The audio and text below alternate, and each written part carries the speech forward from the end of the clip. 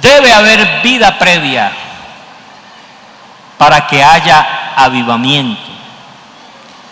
Porque solo se puede avivar lo que tiene vida. Y el avivamiento, como lo hemos escuchado durante estos días, es más que un simple acontecimiento. El avivamiento es una restauración a una salud plena. Y vuelvo y repito que el avivamiento implica vida. La única solución para la muerte es la resurrección. Pero vamos entonces ahora sí al texto que hemos leído. Es un texto que presenta dos lugares. El uno, el templo de Jerusalén. El otro, el estanque de Betesda. Y hay un marcado contraste entre estos dos lugares. Si bien hay cosas comunes que se están dando en cada uno de ellos. Lo común es que tanto en el templo como en el estanque de Betesda hay una multitud. El contraste está en que la multitud que está en el templo está celebrando una fiesta tradicional de los judíos, que si bien el texto no lo explica, algunos asumen que era la fiesta del Pentecostés, o fiesta de las semanas, o fiesta de la siega, o fiesta de las primicias. Era el lugar donde estaban reunidos todos aquellos que tras un año de cosecha habían obtenido y habían recibido un fruto de la tierra. Y el sentido de la fiesta era justamente agradecer a Dios por el fruto, por la cosecha. Y allí se presentaba el primer grano que se cortaba durante la cosecha. Pero en el estanque no hay una fiesta. En el estanque hay una multitud de personas que están profundamente necesitadas. Y a mí me llama la atención el hecho de que Jesús, el Señor, antes de ir a la fiesta, fue al estanque de Betesda.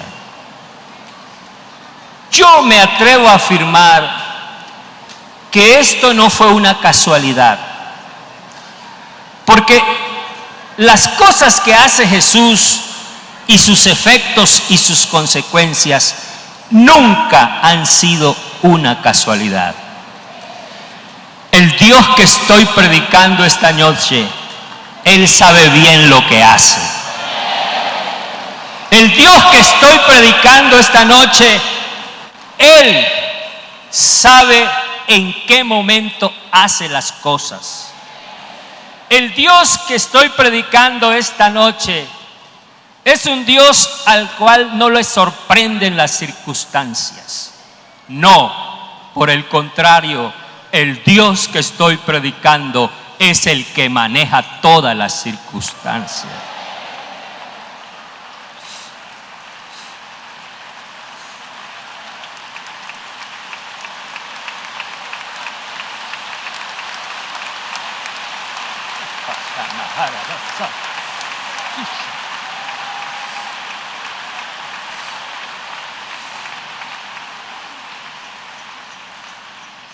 La Biblia nos dice que Él entró por la puerta de las ovejas.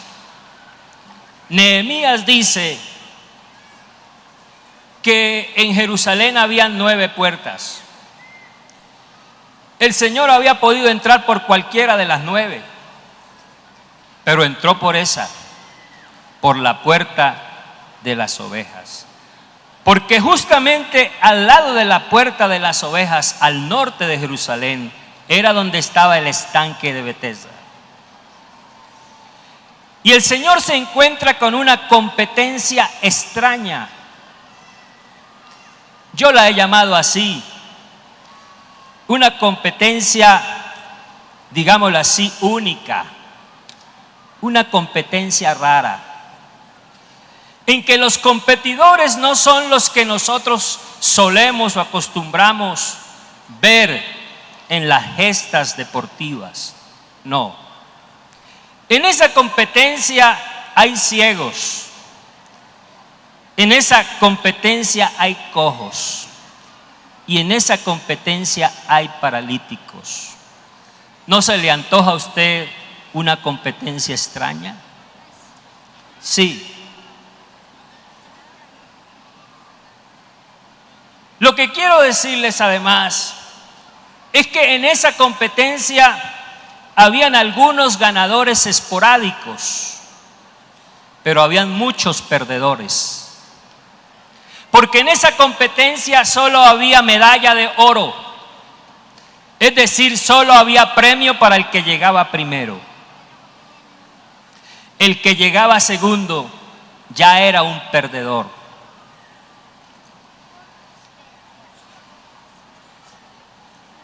Ahora bien, el Señor se acerca al estanque. Y la Biblia dice que allí había un veterano perdedor. Un hombre que sabía lo que era justamente esa palabra, perder. Había saboreado la hiel amarga de la derrota muchas veces. Claro, lo máximo que él había podido lograr era llegar de segundo. Y se había quedado, por supuesto, con las manos vacías. Había experimentado la frustración. Diría yo que era un hombre experimentado en la frustración. Y que era tan experimentado en la frustración que tenía 38 años de experiencia en ella. Pero aparece alguien en la escena.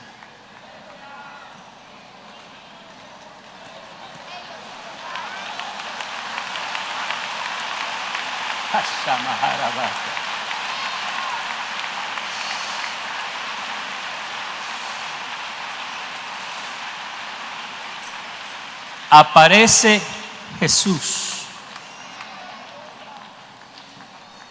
Y mi Biblia, y lo enfatizo, me dice que Jesús hace tres cosas muy propias de él. La primera, lo ve. La segunda, lo conoce. Y la tercera, le habla. El Jesús que está aquí con nosotros esta noche.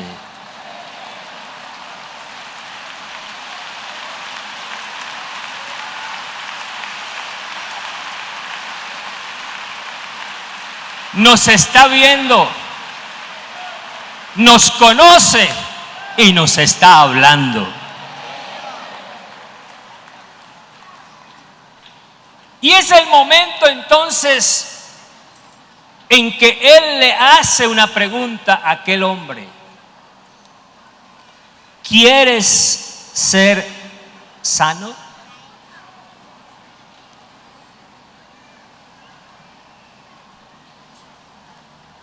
Creo que esta es una pregunta clave para todo avivamiento. Porque si bien aquí este relato está referido a la salud física, el avivamiento está referido a la salud espiritual. Una cosa es tener vida y otra cosa es tener salud. Este hombre tenía vida física, pero le faltaba la salud física. Y entonces se plantean dos opciones: seguir viviendo postrado, dependiendo de la caridad de los demás, o ser reavivado y restaurado a un estado de buena salud. Recordemos, el avivamiento va más allá de las señales vitales. El avivamiento es calidad de vida. La respuesta de aquel hombre es una respuesta que es bueno que la analicemos. Cuando él escucha la pregunta, ¿quieres ser sano?, uno esperaría que él contestara con un sí rotundo.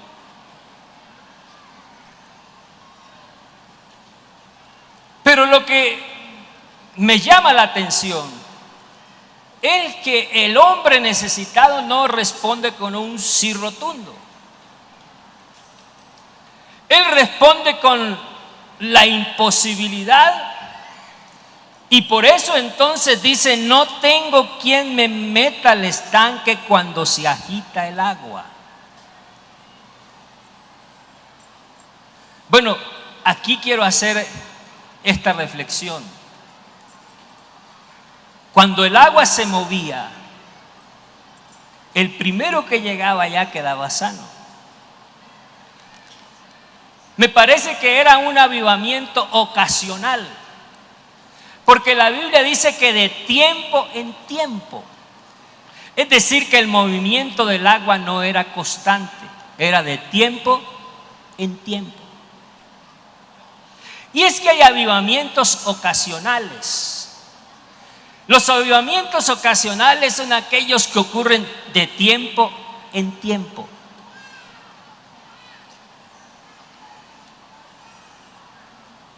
Los avivamientos eventuales y esporádicos ocurren ante ciertas circunstancias. Pero déjeme decirle esta noche que el que está allí hablándole a este hombre y preguntándole si quiere ser sano, no es el Dios de los avivamientos ocasionales, eventuales y esporádicos solamente. Él es el Dios del avivamiento permanente.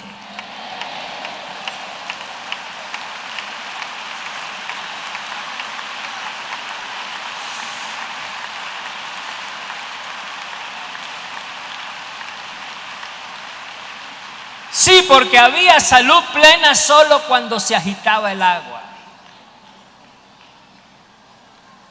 A mí me parece ver los ojos, la mirada del enfermo puesta en aquel joven. Y digo joven porque Jesús tendría quizás unos 31 años. Joven. Tal vez cuando él le hizo la pregunta, y lo digo por la respuesta que él le da, él más que mirarle la cara, le miró los brazos, le miró su contextura, y tal vez se preguntó: ¿será este capaz de alzarme y de meterme al estanque de primero? ¿Será que este tiene la fuerza suficiente para levantarme y llevarme allá? Porque es que el problema mío es que nadie me ha levantado y nadie me ha llevado. Y yo quiero que él sepa, pensaría el enfermo, que estoy aquí solo, abandonado, que todos me han dado la espalda, que mi familia tampoco está aquí conmigo para ayudarme a meterme al estanque. Quizás estaban en la fiesta. Yo quiero que Él sepa que yo estoy solo. Y bueno, el Señor no hay que decirle, porque Él lo sabe todo.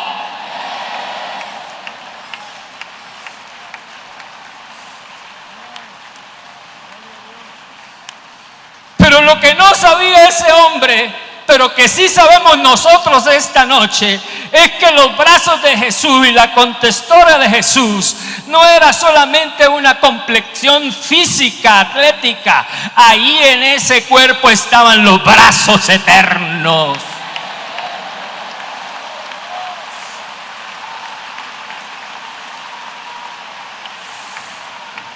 Ahí en ese cuerpo estaba el más fuerte de todos.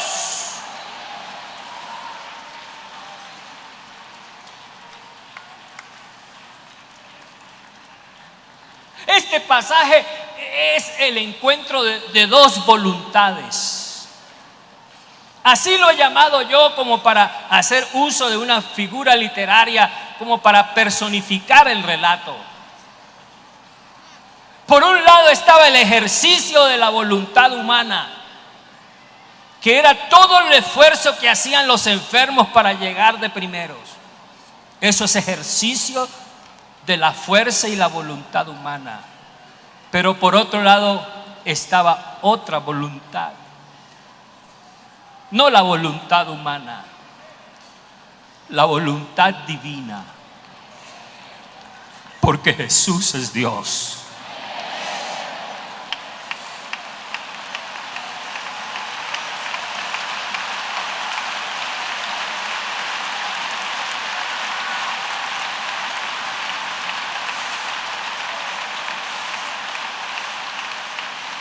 Permítame resumirle en una frase lo que es la voluntad humana y la voluntad divina. La voluntad humana es la de aquel que quiere y no puede, pero la voluntad divina es de aquel que quiere y puede.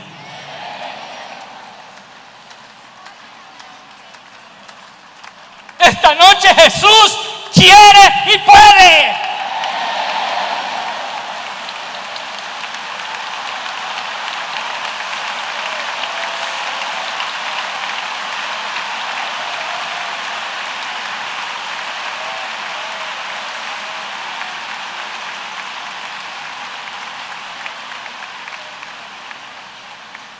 Y si usted me permite incluir otra voluntad aquí adicional, pues la vamos a incluir.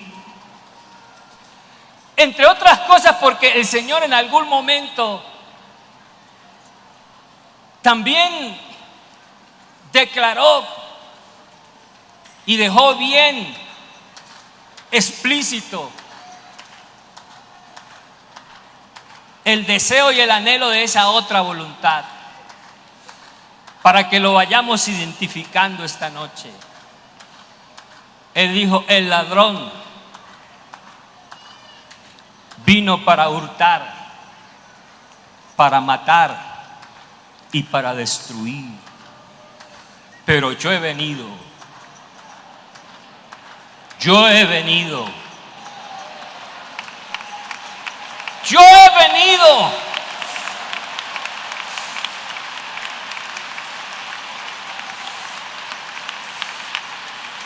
Y cuando Él dice yo he venido a expresar su voluntad, ¿a qué ha venido?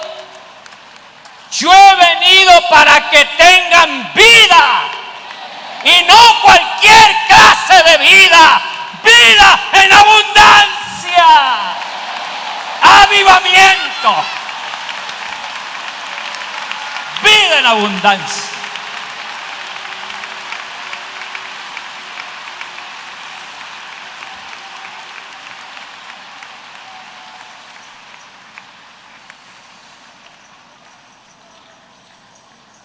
Es el encuentro de dos seres, uno incapaz y el otro capaz.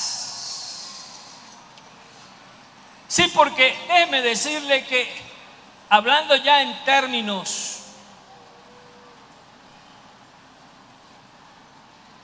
de orden espiritual. El hombre es incapaz de producir arrepentimiento. El libro de los Hechos, en el capítulo 11 y versículo 18, cuando Pedro tiene que explicarle a la iglesia de Jerusalén el por qué él se atrevió a ir a la casa de Cornelio y comer con un gentil. Él tuvo que contar todo lo que sucedió en la casa de Cornelio. Y la iglesia en Jerusalén, que lo estaba cuestionando, lo único que tuvo que hacer fue darle la gloria a Dios y decir: de manera que también a los gentiles ha dado Dios arrepentimiento para vida. En otras palabras, el que produce el arrepentimiento es Jesucristo. Usted no saque pecho porque usted se arrepintió. Dele gracias a Dios que Él le produjo arrepentimiento a usted para que viva.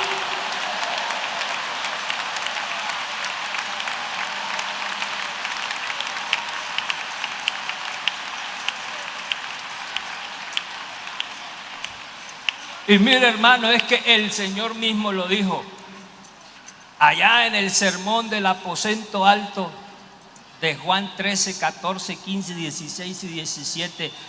Y antes de él ir a la cruz del Calvario, le dijo a sus discípulos: yo no los voy a dejar huérfanos, yo vendré a vosotros.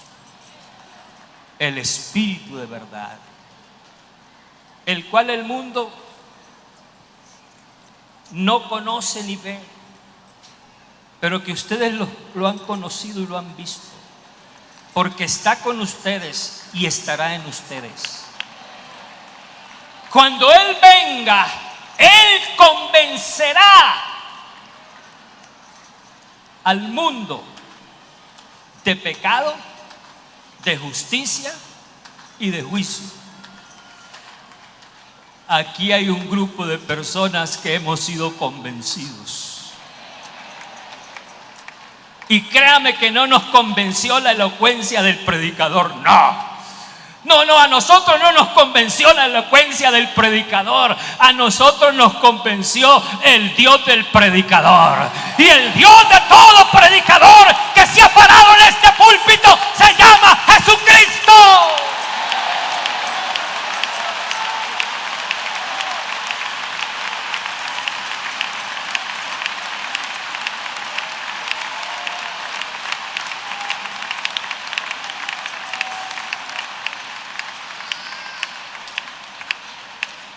Y el hombre tampoco es capaz de producir fe.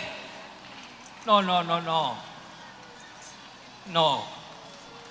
La Biblia dice en Hebreos 12:2: puestos los ojos en Jesús, porque Él es.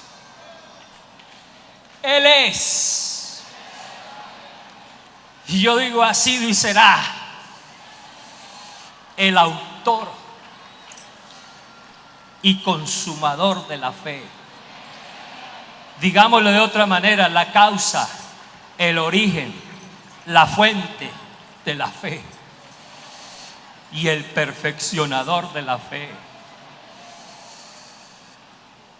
Claro, por supuesto, usted me dirá: pero todo hombre tiene la capacidad de creer, hay una fe natural, sí, pero no olvidemos que somos hechura suya, como escuchábamos esta tarde allá desde el Génesis. Y desde que Él sopló allá, una de las cualidades que le dio al hombre fue la capacidad de creer. Ahora que el hombre cayó y esa fe quedó totalmente distorsionada y llamémoslo así, deteriorada, pero Él vino a restaurar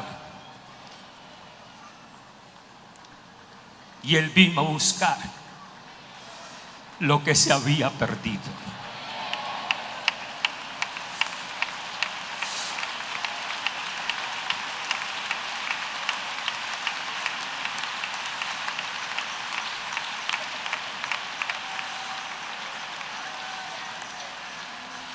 El hombre es incapaz por sí mismo en producir pensamientos buenos. Estoy hablando del hombre caído, el hombre natural. Y es que la Biblia dice en Romanos capítulo 8 y el versículo 7, algo que respalda esta afirmación. Allí dice, por tanto, la mente carnal, es decir, la mente del hombre natural, la mente del hombre común y corriente, es enemistad contra Dios, porque no se sujeta a la ley de Dios, pero agrega algo más, ni tampoco puede. Pero allí está ante el incapaz, el que es capaz de producir arrepentimiento, de producir fe y de producir buenos pensamientos.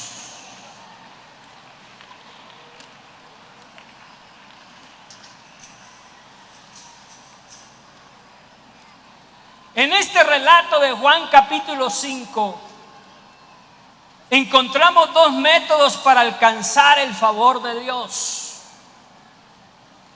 El uno es el esfuerzo humano y el otro es la gracia de Dios. Parece que hasta el momento en que Jesús aparece en escena, solo había estado al alcance de todos esos enfermos el método del esfuerzo humano.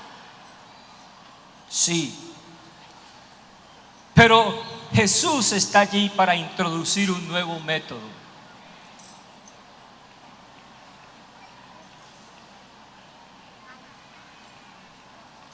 Porque entre otras cosas, esos dos métodos son los que han dado origen a las dos religiones que existen en el mundo.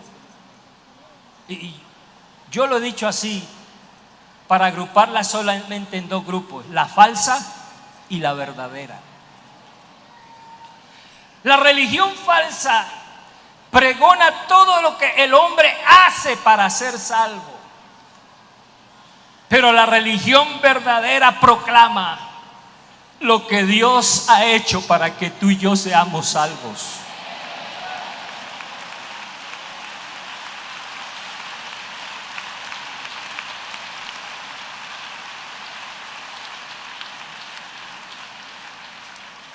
Para hablar más gráficamente, este relato nos presenta dos escaleras para llegar al cielo.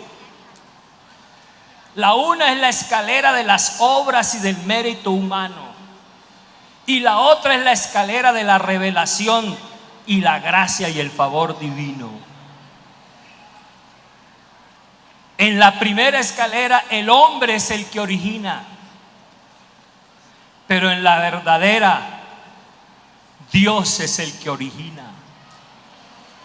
Toda buena dádiva y todo don perfecto proviene de lo alto, del Padre de las luces, en el cual no hay mudanza ni sombra de variación.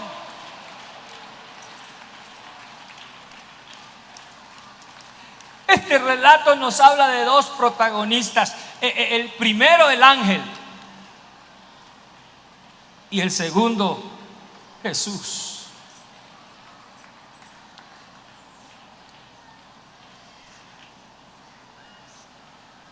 Ahora bien, hermanos, hay un momento en el relato que, si bien no lo leímos, está ahí más adelante, que es el momento en que Jesús le dice al enfermo tres cosas, que haga tres cosas. Una, que se levante. Dos, que tome su lecho. Y tres, que ande.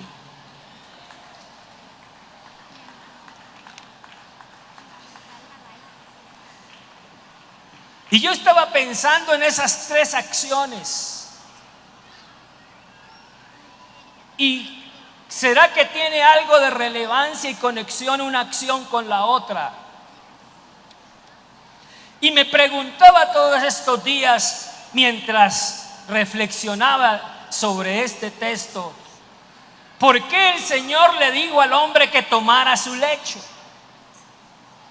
¿Qué sentido tendría que el hombre llevara su lecho?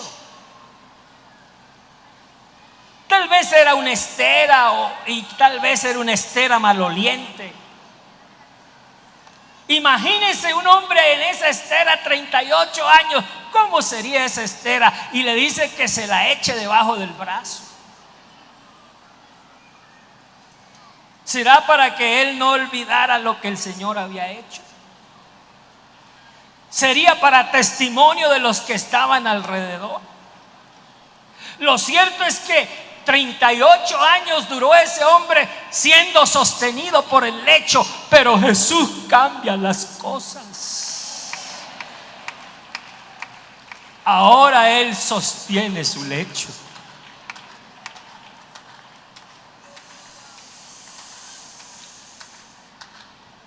Y ahora el hombre dice que fue sano inmediatamente. Y yo también me preguntaba, ¿cómo es posible que un hombre 38 años sin caminar y sin mover los brazos, que de un momento a otro pueda andar, si los músculos se atrofian y los tendones también? Y cuando uno tiene inmóvil un brazo durante algún tiempo, cuando lo va a mover, eso le duele muchísimo. Pero es que yo tuve que decir, es que esto no tiene explicación, porque los milagros no tienen explicación. El día que podamos explicar el milagro, dejará de ser milagro. Por eso los científicos tratan de explicar todos los milagros de Jesús. A nosotros no nos tienen que explicar los milagros de Jesús, porque sabemos que esas cosas se rebasan nuestro entendimiento, nuestro conocimiento, nuestra capacidad, y que son sobrenaturales y que solo Él las puede hacer.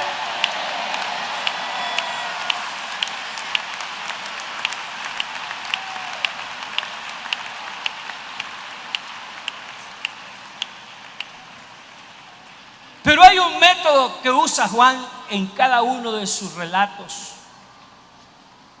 Y es como una metodología que él repite.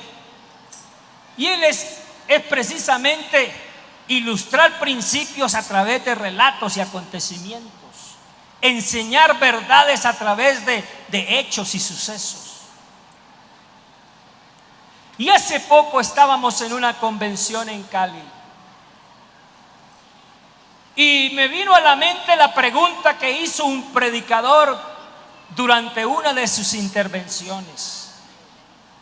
La pregunta era esta: ¿tiene el cristiano que proveerse los recursos, los medios para obtener la victoria sobre el pecado y el mundo? Porque déjeme decirle que el pecado y el mundo son dos gigantes. Y cada que el hombre se ha tratado de enfrentar a esos dos gigantes, ha salido derrotado. Pero yo estoy predicando aquí a uno que se enfrentó a estos dos gigantes y los venció.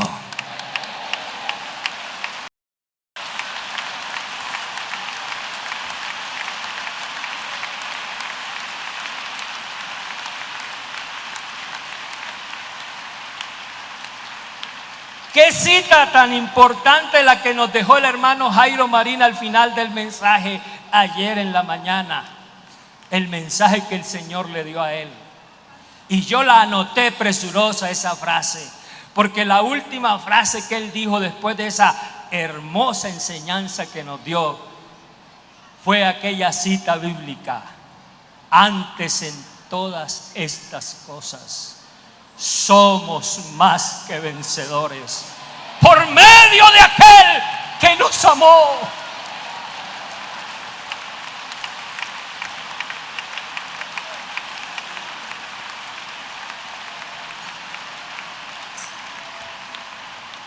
predicador de turno de esa convención además se hizo otra pregunta: ¿debe el cristiano vivir como si siempre tuviera que poner en duda su situación frente a Dios y frente al mundo? Y yo le añado a esa pregunta: ¿en qué consiste el avivamiento y cómo se sostiene? ¿Será que Dios está jugando con nosotros? ¿O será que Él sabe lo que hace? Yo me atrevo a decir que Él sabe lo que hace.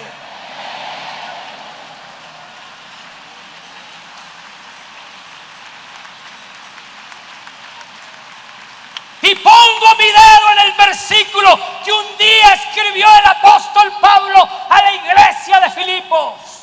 Estoy persuadido, es decir, estoy convencido que aquel que comenzó la buena obra en vosotros, Él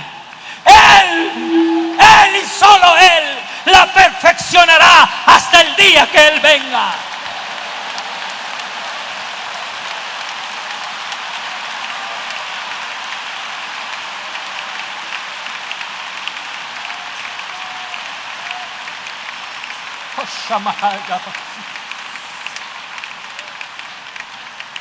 Hermano, créame, todo lo que dependa del hombre es frágil. Todo lo que dependa del hombre es débil. Todo lo que dependa del hombre falla. Pero Jesucristo un día le dijo a Pedro: sobre esta roca edificaré mi iglesia.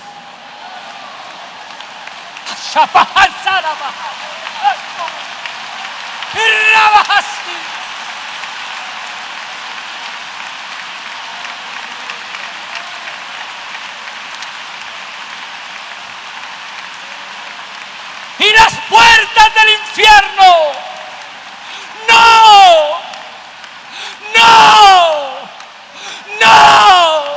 y 1000 veces no, prevalecerán contra ella.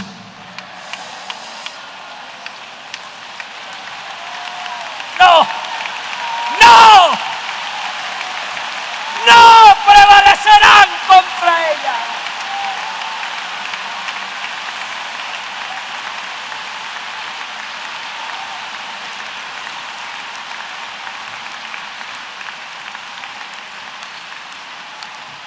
Eso me permite a mí afirmar algunas cosas: que el avivamiento y la vida plena de la iglesia descansa sobre el hecho de quién es Él.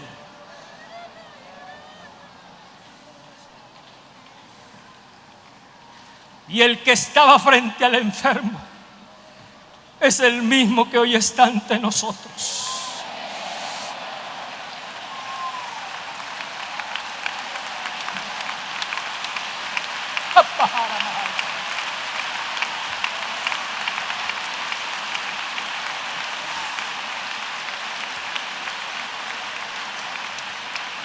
No existe una inteligencia como la de Él.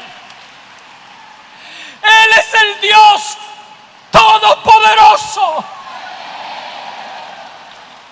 En su encarnación, en la expresión visible del Dios invisible.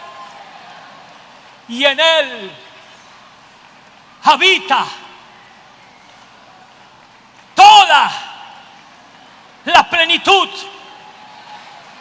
Y esto es una redundancia, porque todo es un término absoluto y plenitud es un término absoluto. Un gramático me diría: no escriba eso, porque si dice todo le sobra plenitud, y si dice plenitud le sobra todo. Pero es que el Dios nuestro recibe y acepta cualquier redundancia.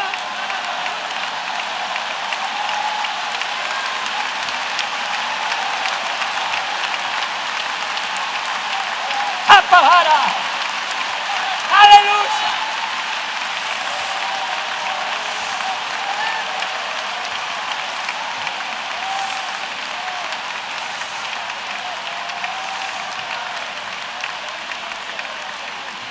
sustenta todas las cosas con la palabra de su poder. Y dejémoslo que Él no lo diga por sus propios labios, porque Juan cita las 7 grandes declaraciones que hizo Jesús de sí mismo. Dejémoslo que Él no lo diga. Yo soy el pan de vida.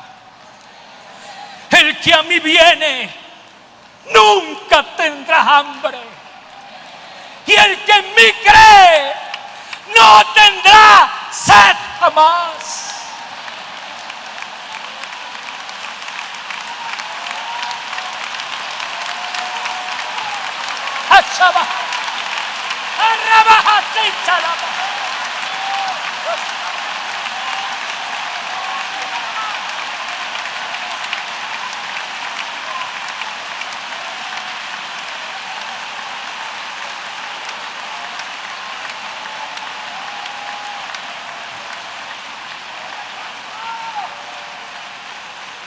Dejémoslo que Él nos lo diga por sus propios labios.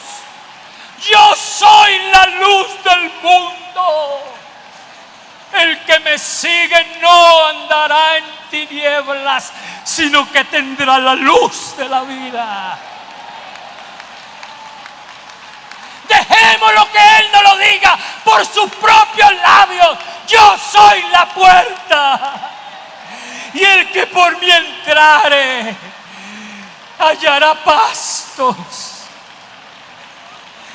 Dejémoslo que Él nos lo diga por sus propios labios. Yo soy la resurrección y la vida.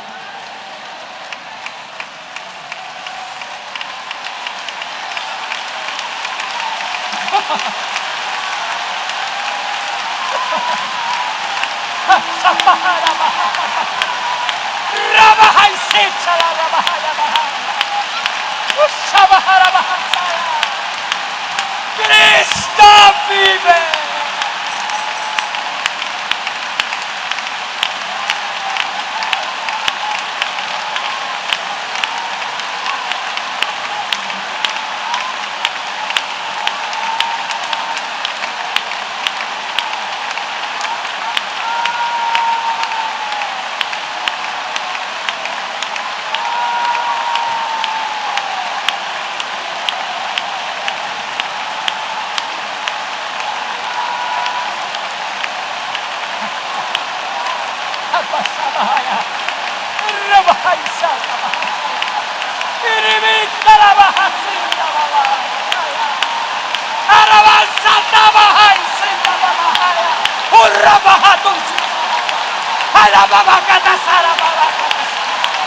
Cristo vive.